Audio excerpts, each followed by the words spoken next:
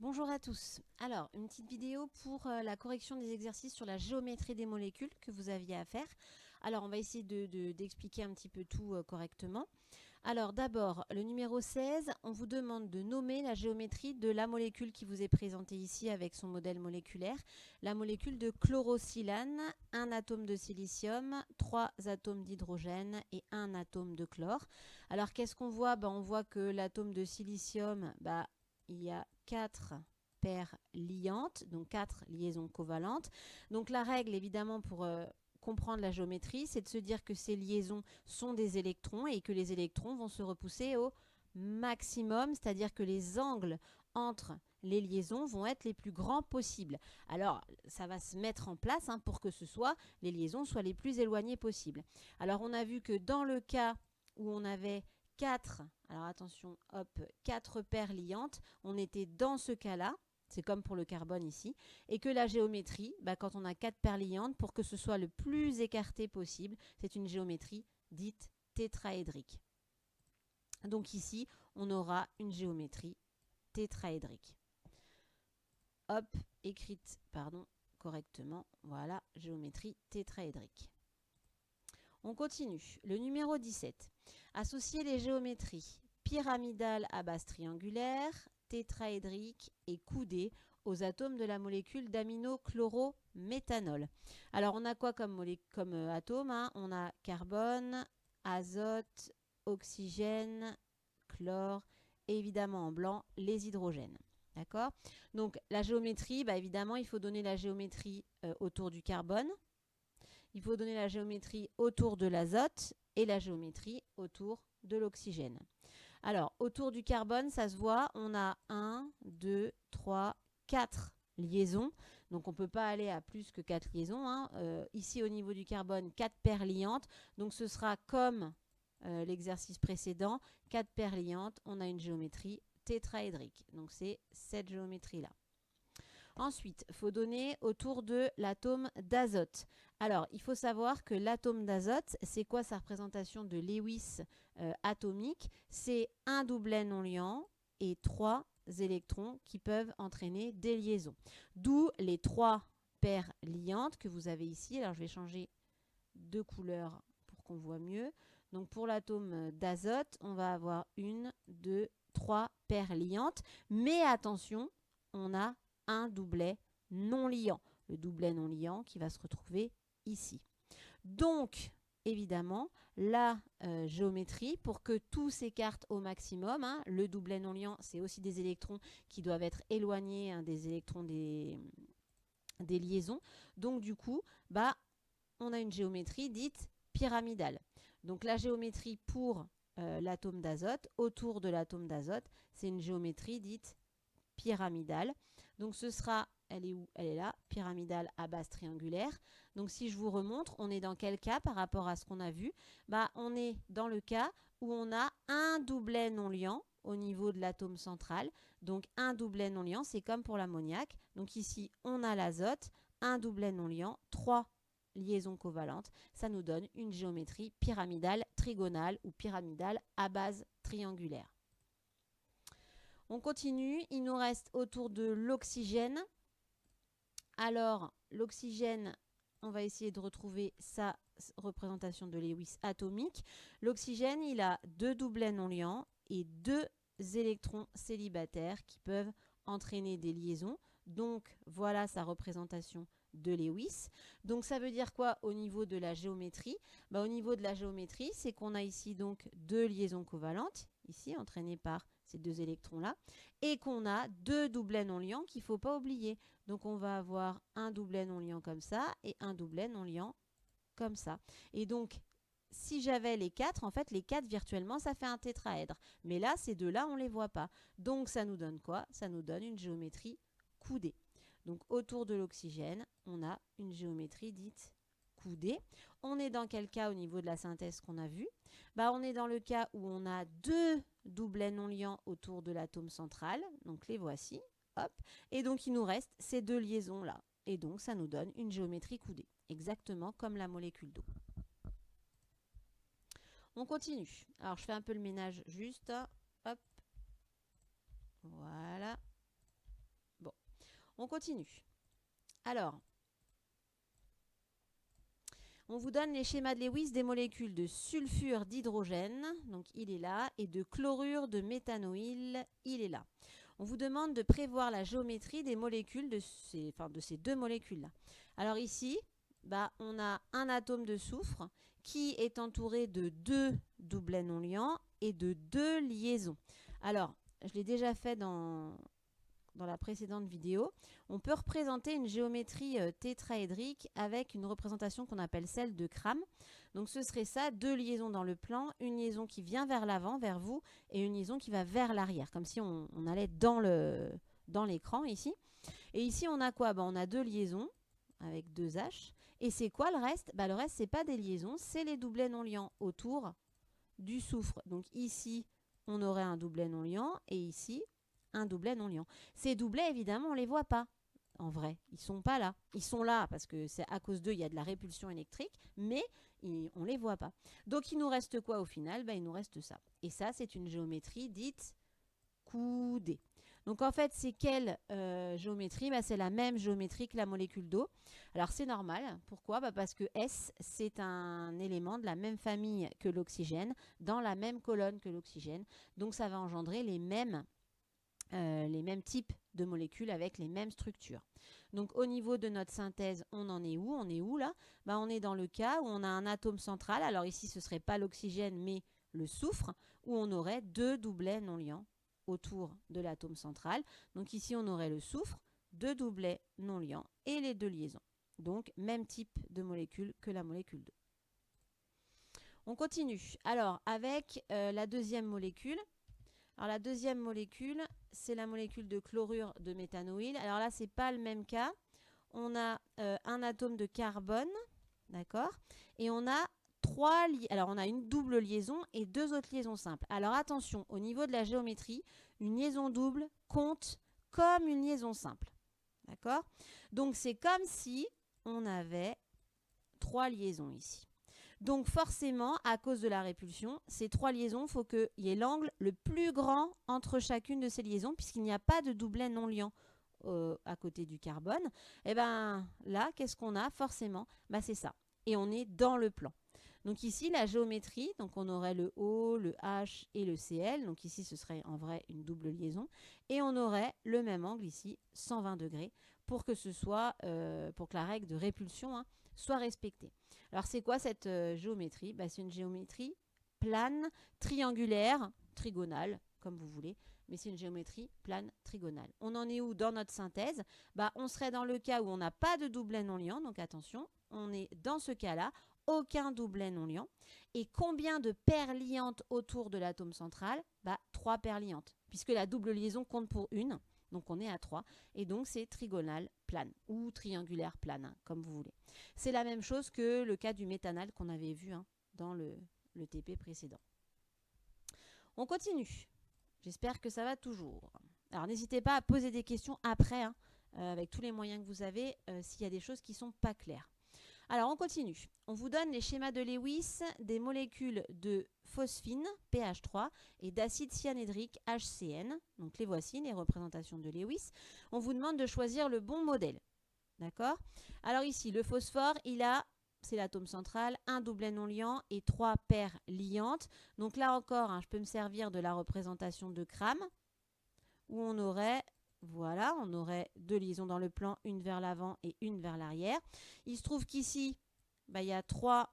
Alors, je vais peut-être le faire un petit peu différemment pour que vous voyez bien.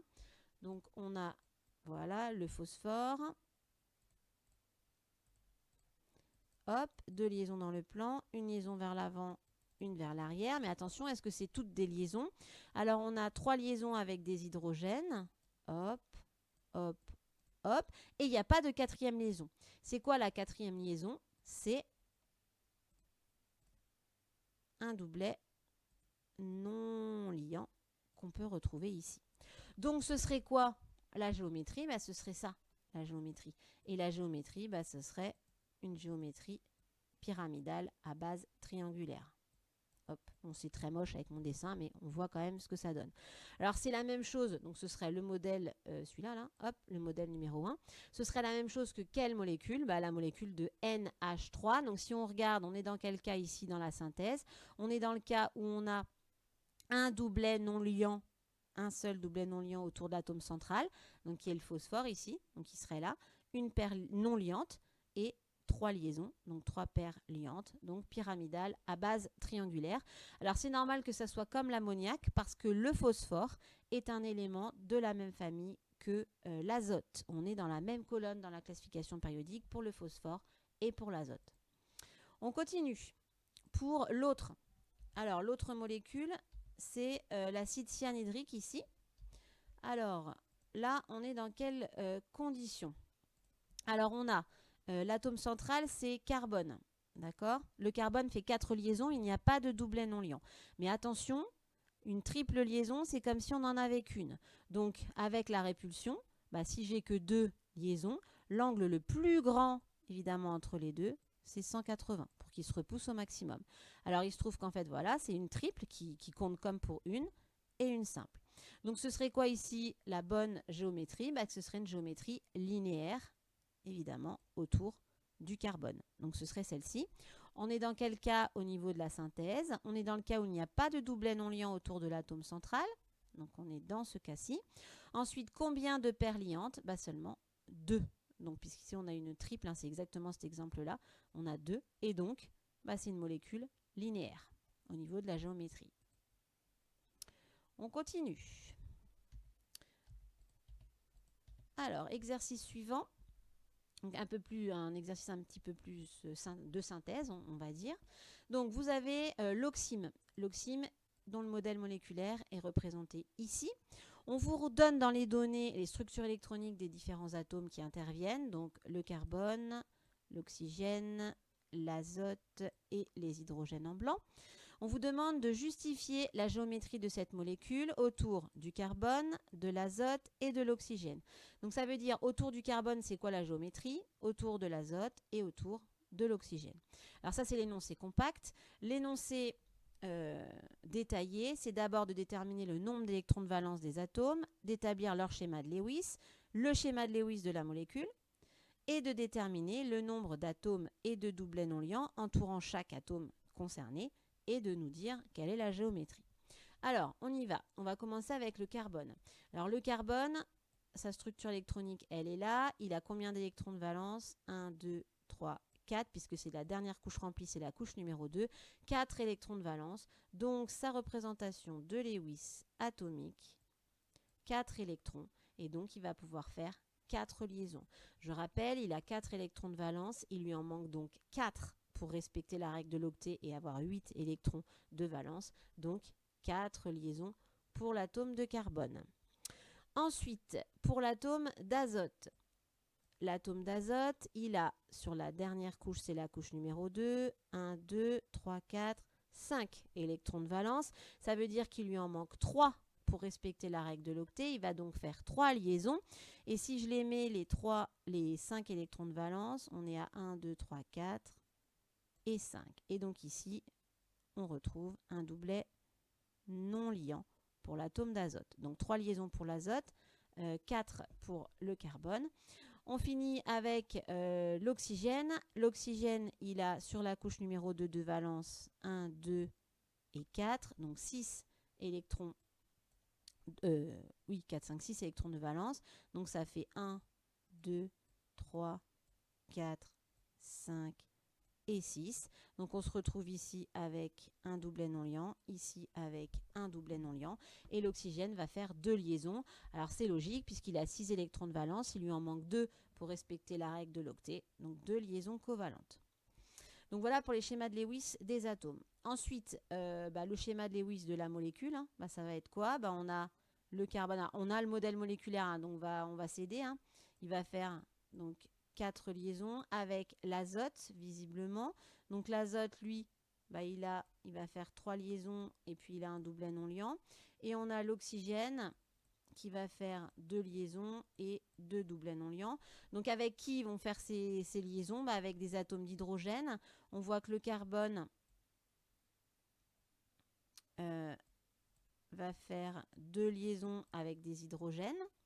L'azote va faire une liaison avec l'oxygène et avec le carbone. Et un dernier hydrogène, je vais le mettre là n'importe comment, avec l'oxygène. Donc ça nous donnerait quoi? Les liaisons. Tac, ça nous donnerait une liaison ici, une liaison là, une liaison ici, une liaison là, une liaison ici et une liaison là. Et on voit qu'on n'a plus d'électrons célibataires. Alors ça donnerait quoi? Parce que là, c'est sur le brouillon qu'on fait ça, hein, d'accord? Donc ça nous donne C qui fait 2 liaisons avec 2H. Ensuite, il fait 2 liaisons avec l'azote. Attention, n'oublie pas son doublet non liant, qui fait une liaison avec un oxygène, qui fait une liaison avec un hydrogène. Et on n'oublie pas les 2 doublets non liants de l'oxygène. D'accord? Alors, pourquoi le schéma de Lewis nous aide pour la géométrie? À cause ou grâce aux doublets non liants. Il ne faut pas les oublier. Le modèle moléculaire ne nous donne pas les doublets non liants. Donc, au niveau de la géométrie, il nous faut savoir combien de doublets non liants entourent les atomes. Alors, on va commencer par la géométrie autour de, autour du carbone. Hop. Alors, autour du carbone, ici, qu'est-ce qu'on a? On a 1, 2, celle-là, elle compte pour 3 liaisons. Donc, on est dans le cas où on a 3 paires liantes. Il n'y a pas de doublet non liant. Donc, je rappelle, on est où? On n'a pas de doublet non liant et on a 3 paires liantes. On est là. Donc, on aura une géométrie trigonale plane pour respecter la répulsion des liaisons entre elles. Donc, ici, on aura affaire à une géométrie plane. On le voit bien ici, hein, de toute façon. Hop. Une géométrie plane et trigonale en triangle. Tac, tac. D'accord? Autour du carbone. Ensuite, au niveau de... Hop, au niveau de l'azote. Donc, on est là. Donc, au niveau de l'azote, qu'est-ce qu'on a? Alors, on a 2 liaisons, puisque celle-là, elle compte pour 1. D'accord? Et attention, un doublet non liant. Alors là, cette fois-ci, à cause du doublet non liant, ça va pas être... on va pas avoir 180 degrés ici, comme angle. Pourquoi? Parce que c'est comme si on avait 2 paires liantes et un doublet non liant qui va aussi se repousser avec les autres. Donc là, ça ne peut pas être linéaire. On va forcément avoir, hop, hop, hop, les mêmes angles ici, 120 degrés à peu près. Donc là, ça va être une géométrie plane où on a, alors ça n'est pas dans notre synthèse, hein, ça on ne l'avait pas vu, mais forcément, on va avoir à cause du doublet non liant, une géométrie plane, mais trigonale également. Alors ça se voit ici, d'accord? Hop, hop, on a ça.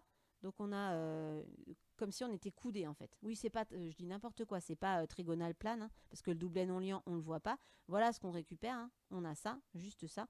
Donc ce sera une géométrie coudée. D'accord? Juste là. Et on voit bien, hop, la géométrie coudée qu'on a ici. Si on n'avait pas eu le doublet non liant, ça aurait été linéaire pour que l'angle soit le plus grand possible. Mais vu qu'on a ce doublet non liant, bah là, on est obligé d'avoir de couder évidemment les 2 liaisons ici. Donc géométrie coudée. On continue avec, pour finir, l'oxygène. Hop. Alors, autour de l'oxygène, alors là, on connaît bien, on a 2 liaisons. D'accord? Et 2 doublets non liants. Alors là, ça donne quoi? Bah ça, c'est comme pour la molécule d'eau. Donc, on a hop, hop. Donc, si j'utilise ma représentation de Cram, ici, on aurait les 2 liaisons avec H. Et ici, juste changer de couleur pour qu'on voit mieux. Hop, ici, on aurait nos 2 doublets non liants. Donc, ça serait une géométrie, évidemment. Donc, tétraédrique s'il y avait les doublets non liants, si on les voyait. Mais nous, il nous reste ça et ça. Donc, une géométrie coudée. Et évidemment, la géométrie coudée, ben, on la retrouve ici. Hein. D'accord? Hop, hop, c'est bien une géométrie coudée. Alors là, on l'a dans notre synthèse. Par contre, hein, c'est le cas où notre atome central possède 2 doublets non liants et 2 liaisons. Donc, on est dans le cas ici de la molécule d'eau. C'est comme la molécule d'eau, 2 doublets non liants. Donc, 2 doublets non liants et 2 liaisons. Donc, géométrie coudée. Voilà. J'espère que ça va toujours. On continue. Alors, le dernier exercice que je vous proposais, on vous propose l'acide cyanique et l'acide isocyanique. On vous donne les modèles moléculaires, encore une fois. Alors, établir les schémas de Lewis des molécules et ensuite justifier la géométrie de chaque molécule, mais autour de l'atome de carbone. Alors, on va directement écrire, puisqu'on a écrit précédemment les schémas de Lewis. Alors, on a un atome d'azote avec un doublet non liant, on ne l'oublie pas, qui fait 3 liaisons avec un carbone, je suis ici, qui fait une liaison avec un oxygène. On n'oublie pas que l'oxygène a 2 doublets non liants et une liaison avec l'hydrogène. Alors, avant de faire le deuxième, je vais tout de suite m'occuper de la géométrie. Ici, le carbone, c'est comme si on avait 2 liaisons. D'accord? La triple liaison compte pour une, on va faire en bleu, hop, une liaison, une liaison. Donc évidemment, l'angle maximum, ici, 180 degrés, il n'y a pas de doublet non liant. Donc ce sera une géométrie linéaire. Donc là, c'est le cas où on a, hop, aucun doublet non liant autour de l'atome central et qu'on a 2 liaisons. D'accord? Donc, géométrie linéaire. Ensuite, pour la deuxième molécule, hop, alors on a l'oxygène avec ses 2 doublets non liants qui nous fait une double liaison avec le carbone, qui fait une double liaison avec l'azote, qui lui fait une liaison avec un hydrogène. Et on n'oublie pas son doublet non liant, le doublet non liant de l'azote. Alors, au niveau de la géométrie, au niveau du carbone, c'est comme si on avait une liaison, une autre liaison. Okay, donc, c'est exactement comme au-dessus. On a une répulsion maximum avec 180 degrés ici. On a 2 paires liantes et pas de doublet non liant. Donc, encore une fois, c'est une géométrie linéaire. Et on l'a la géométrie. De toute façon, dans les modèles moléculaires, elle vous donne la géométrie. Ici, on voit bien, autour du carbone, géométrie linéaire. On termine. Alors, j'efface. Tac. Un petit peu. Hop. Voilà. Alors, on nous parle de l'acide fulminique, donc qui est représenté ici. Et on nous demande de justifier les charges que portent les atomes d'azote et d'oxygène dans le schéma de Lewis, donc ici. Alors, on va commencer par l'oxygène qui porte une charge moins. Pourquoi? Si on regarde ici l'oxygène, il est entouré, alors je vais redessiner juste l'oxygène, il est comme ça, d'accord? Alors, si je compte le nombre d'électrons qui sont propres à l'oxygène, ça nous fait 1, 2, 3, 4, 5, 6 et 7. Parce qu'il va prêter un électron pour faire la liaison. Donc ça lui fait, il est entouré de 7 électrons, en propre à lui. En tout, il est entouré de 8 électrons avec la liaison ici. Donc ce serait stable, sauf qu'en propre, pour lui, autour de lui, il y a 7 électrons. Or, l'atome d'oxygène, si on regarde sa structure et on vous la redonne, il a 6 électrons de valence. Donc normalement, il est entouré de 6 électrons de valence. 1, 2, 3, 4, 5 et 6. Donc normalement, il a 6 électrons de valence. Donc là, il en a 7. Donc il en a un en plus. D'où la charge moins. Il a un électron en plus, d'où la charge moins. OK? Ensuite, pour l'atome d'azote, on est là. Il a une charge plus. Pourquoi? Alors, je réécris l'atome d'azote. Tac et tac. De combien, dans la molécule, il est comme ça. De combien d'électrons est-il entouré en propre, à lui? Il a quoi? Il a un qui va prêter pour cette liaison-là, un pour cette liaison-là, un pour cette liaison-là et un pour cette liaison-là. Donc, il est entouré en propre à lui de 4 électrons. Donc, combien il en avait quand il était... quelle est sa représentation de Lewis atomique? Non. Quelle est sa représentation de Lewis atomique? C'est N, un doublet non liant et 3 électrons célibataires. Il a 3, 4, 5 électrons de valence. D'accord? Donc, normalement, il a 5 électrons de valence. Et là, dans cette molécule-là, il a 4 électrons autour de lui. enfin en propre hein, autour de lui. Donc il en a un en moins. D'où le plus. Il lui en manque un. Ok ? Par contre, juste un détail, hein. Là on vous demande pourquoi il y a un plus, pourquoi il y a un moins. Donc il faut penser, enfin, faut parler des électrons en propre, c'est-à-dire ceux qui appartiennent proprement à l'atome. Par contre, là-dedans, hein, dans cette molécule, tout le monde est stable. Tout le monde respecte les règles de stabilité. Pourquoi ? H est entouré de 1, 2 électrons, c'est bon. Le carbone, 1, 2, 3, 4, 5, 6, 7, 8, donc c'est bon. L'azote, 1, 2, 3, 4, 5, 6, 7 et 8, donc c'est bon. Et l'oxygène, 1, 2, 3, 4, 5, 6, 7 et 8. Donc chacun dans la molécule respecte les règles de stabilité. Mais pour savoir pourquoi il y a un plus et un moins, bah, il faut regarder par rapport à l'atome à proprement parler. Voilà. J'espère que ça va, j'espère que c'est clair. N'hésitez pas à poser des questions si nécessaire. Et évidemment, vous aurez la correction écrite hein, pour pouvoir voir tout ça. Bon courage à tous!